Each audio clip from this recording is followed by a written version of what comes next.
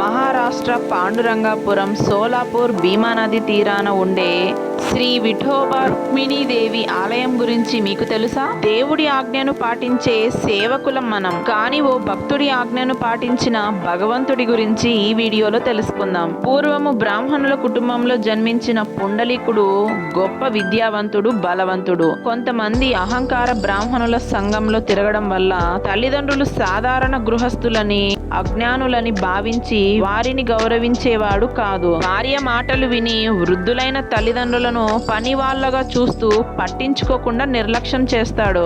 అయినా పుండలీకుడిని వాళ్ళు శపించలేదు. పైగా మహావిష్ణువుని పూజిస్తూ తమ పుత్రుడికి మేలు చేయమని కోరుకునేవారు. ఒకరోజు పుండలీకుడు తన భార్యతో కలిసి తీర్థయాత్రలకు బయలుదేరుతూ సేవకులుగా తన తల్లిదండ్రులను కూడా తీసుకుని వెళ్తాడు. కొంత దూరం ప్రయాణించిన తర్వాత అందరూ అలసిపోయి ఒక చోట విశ్రాంతి తీసుకుంటున్న సమయంలో ఎంతో అలసిపోయిన పుండలీకుని తల్లిదండ్రులకి దాహం వేసి నీళ్లు అడుగుతారు. దీంతో పుండలీకుడు వాళ్ళను కోపంతో కసురుకుంటాడు.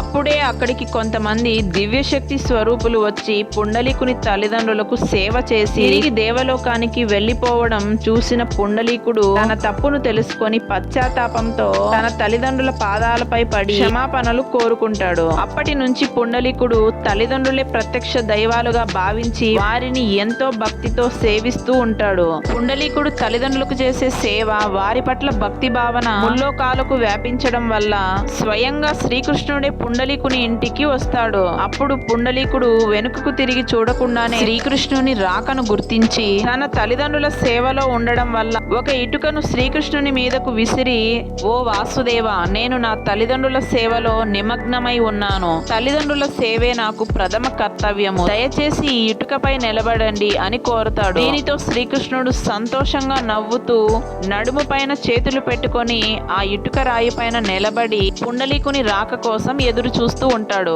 అలా శ్రీకృష్ణుడు స్థిరంగా నిలబడి ఉన్నాడు కాబట్టి ఆ రోజు నుంచి భక్తులు శ్రీకృష్ణుడిని విఠోబా రూపంలో పూజించడం మొదలైంది. కన్నడలో విఠ అంటే స్థిరంగా, బా అంటే తండ్రి. వీడియోని లైక్ చేసి శ్రీకృష్ణుని విఠోబా రూపం గురించి మీకు ముందే తెలిసి ఉంటే ఎస్ అని, తెలియకుంటే నో అని కామెంట్ చేయండి. ఇలాంటి మరెన్నో ఆధ్యాత్మిక రహస్యాల కోసం ఛానల్ ని సబ్స్క్రైబ్ చేసి పెట్టుకోండి.